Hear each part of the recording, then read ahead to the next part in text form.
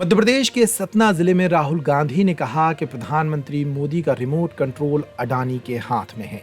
मध्य प्रदेश को 53 अफसर चलाते हैं, इनमें सिर्फ एक अफसर ओबीसी से है।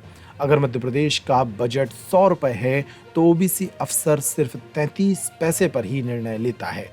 मतलब आबादी 50%, लेकिन भागीदारी 100 रुपए में सिर्फ 33%।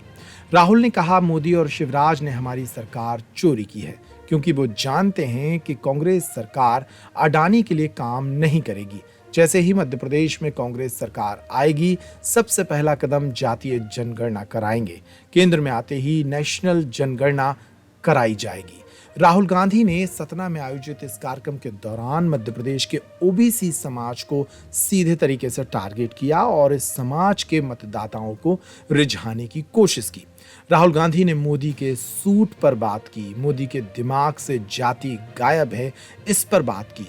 उन्होंने मोदी को दरअसल ओबीसी विरोधी ही बता दिया और इस भाषण के माध्यम से ओबीसी समाज को सीधे टारगेट करने की कोशिश की। उन्होंने अपने इस भाषण में मध्य प्रदेश के किसानों का मुद्दा भी उठाया। मध्य प्रदेश में 18 साल में 18,000 किसानों ने कर्ज के कारण आत्महत्या की। इस बात को भी राहुल गांधी ने प्रमुखता से उठाया।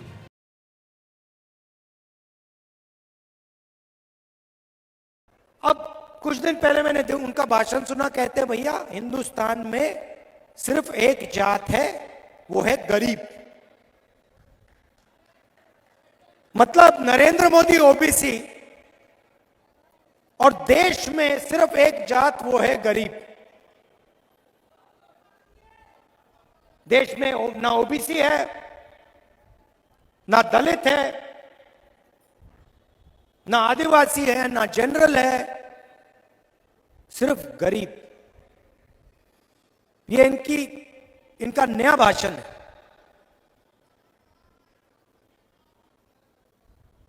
हिंदुस्तान से नरेंद्र मोदी के दिमाग में जात पता है क्यों गायब हो गई? क्योंकि मैंने जाति जनगणना की बात शुरू कर दी।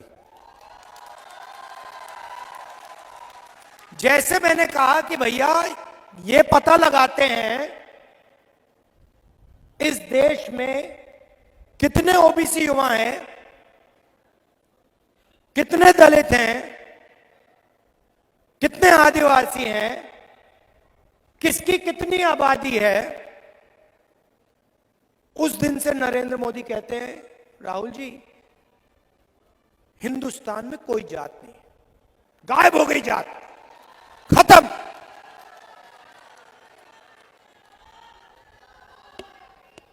क्यों?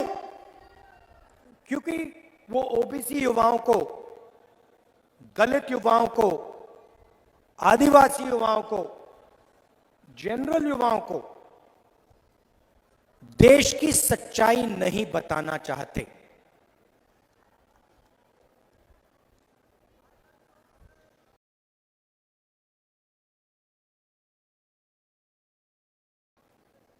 कन्याकुमारी से कश्मीर में चला, मेरा एक्सपीरियंस है सबसे ज्यादा मुझे ओबीसी वर्ग के लोग मिले। जहां भी मैं गया सबसे ज्यादा ओबीसी वर्ग के लोग मिले। अंदाजे से कहता हूं कम से कम हिंदुस्तान में 50% ओबीसी वर्ग है, अंदाजे से कहता हूं।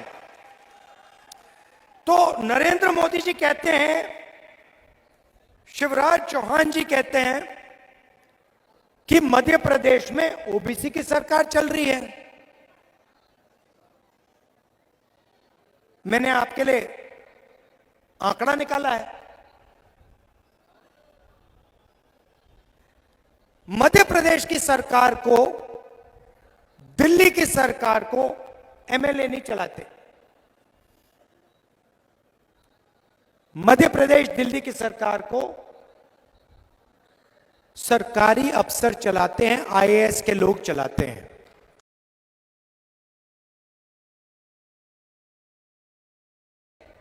मध्य प्रदेश में जहां नरेंद्र मोदी, शिवराज चौहान जी आपसे झूठ बोलते हैं कि ओबीसी की सरकार चल रही है। आपको मालूम है कितने हैं?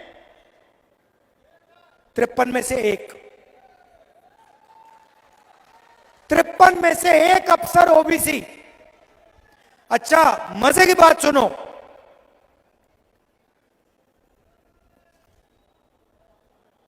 तिरपन में से एक ओबीसी।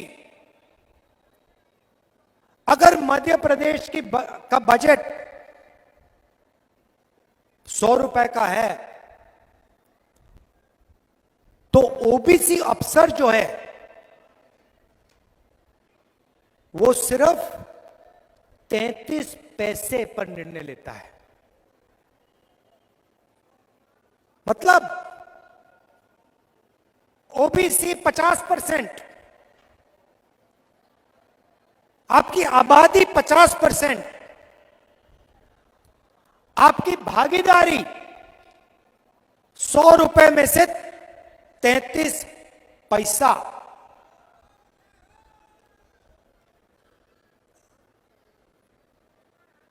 आबादी 50%, भागीदारी 100 रुपए में से 33 पैसा। फिर से सुन लो।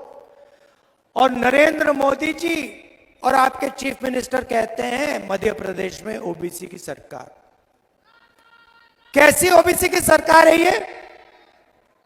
कौन से ओबीसी की सरकार है? अगर बजट के सारे निर्णय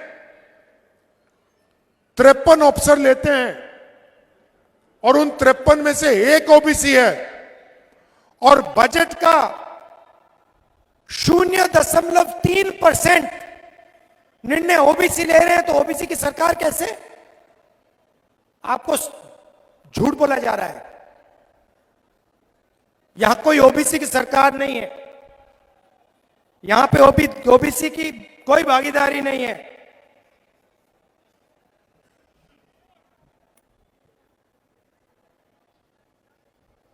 इसीलिए नरेंद्र मोदी जी ने अब कहा है कि हिंदुस्तान में अब सिर्फ एक ही जात है, वो है गरीब।